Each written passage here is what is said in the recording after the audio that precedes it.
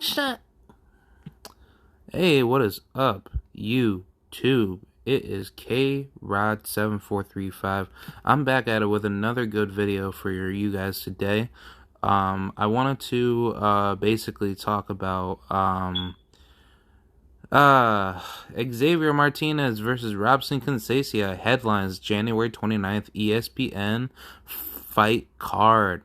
So, for those of you that don't know, I believe Robson Conceicao, he was the same guy that got a robbery decision loss by Oscar Valdez for the WBC Super Featherweight 130-pound World Title Championship, in which he arguably beat the living crap out of Oscar Valdez, and Conceicao, he did not get his just due. So I believe he is now going, I want to say he's still fighting at 130. I don't understand why he would not, whatchamacallit, try to move down a weight. But no, he is going to be facing Xavier Martinez. He is the former Floyd Mayweather Money Team TMT prospect, in which obviously I don't believe in prospects. Prospects don't exist in boxing.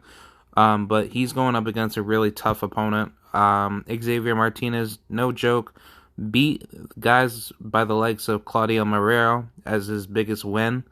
And a win over Robson Conceicao can really show, what he's about. See, now, I don't really care so much about, Robson Conceicao, but I do respect him a lot because, he is a good fighter. The reason why I don't, respect him too much as far as being notable is because he has gotten his ass whipped. And I mean, if you just take a look at the Lewis Correa fight, Correa, he was, beating the living crap out of, Conceicao. Conceicao, he got dropped, I believe, twice in that fight, if I'm not mistaken, but he wasn't doing anything to Correa to actually make himself look good enough in that fight for him, for him to actually win. And the reason why I believe that Conceicao probably got all these weird decision victories over guys that, we already knew he was probably going to beat leading up to, some tough fights was just mainly because it probably was because, Top Rank probably thought, he was going to be, the, biggest draw, doing, what he had to do, in the pros. But I never really thought of him so high because, I just don't see his style to be anything good to, actually win, a potential world title. And I know for that, for that type of, political boundaries that he's able to get through, in the, Top Rank stable, in which obviously, I believe Conceicao hasn't fought on Top Rank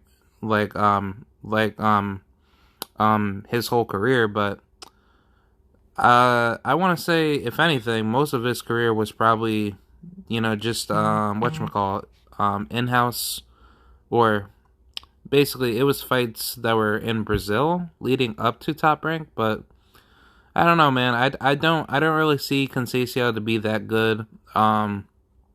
Conceicao, he hasn't really fought anybody better leading up to, Valdez. And I mean, he did really good against Valdez. It's just, that the problem is just that, when you have, those type of fighters in which they're they're coming from South America, and they're being put onto a boxing promotional stable like Top Rank. Top Rank really tries to push certain fighters to fight each other, and try to set up a political, how should I say, a political campaign for the fighter to win certain fights. And basically, fighters get undeserved victories over fighters that we shouldn't even be seeing them get a victory decision loss too. So So yeah, I mean Conceicao, he'll be fighting Xavier Martinez. He's a good fighter. I mean, Martinez, he knows how to actually do very well. I respect him a lot. I believe he was supposed to fight Chris Colbert at one point in time, but I believe that fight's not made yet, which, it doesn't make any sense why that fight cannot be made. Xavier, he fought back in May of 2021, and yeah, I mean, he did pretty good against Juan Carlos Burgos. I saw that fight. That was a good fight. Burgos, not the best fighter. I know he fought Devin Haney at one point, and I mean, he's decent, but I wasn't really thinking of that fight to be anything spectacular. I mean, Martinez, he's a good pure boxer, not so much of a good puncher. I wouldn't say he'd be punching people's lights out to knock people out. He definitely knows how to give a tough fight whenever it's it's available. So I think this fight's definitely gonna go the distance. Conceicao, he can hit, but at the same token, he has a lot of flaws himself, and I don't think Martinez's boxing ability is going to get outboxed by by Robson Conceicao. So I don't know. I think honestly, it's going to be a very tough fight, and I think Martinez, he should get the victory. But as far as like what we're seeing, it just doesn't seem like anything's going to be set in stone until we find out what's going to happen. So I think this is a good fight. This is a really big stage for both of these guys. So I'm definitely happy and looking forward to seeing what's gonna happen.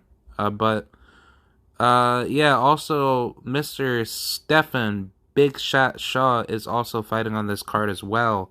So if you guys want to check out some heavyweight action on January 29th, Mr. Stephen Big Shot Shaw will be taking over the stage on that fight card. So I believe that's going to be, on January 29th. I'm not so sure who he's fighting yet. I would really hope it's probably somebody notable and credible. But when that does happen, I am more than happy to see that fight happen. So yeah, let me know what you guys think. Do you guys think this is a good fight that Top Rank has set up? And if so, who do you got in this fight? And I'll probably re-update y'all like with Stephen Shaw's opponent. Not too sure who he's really fighting, but I would say if it's gonna be somebody with like a big name, I want to hope it's probably Sonny Kanto. If it's Sonny Kanto versus Stephen Big Shot Shaw, I'm just using that as a wild guess. That's going to be a damn good ass fight.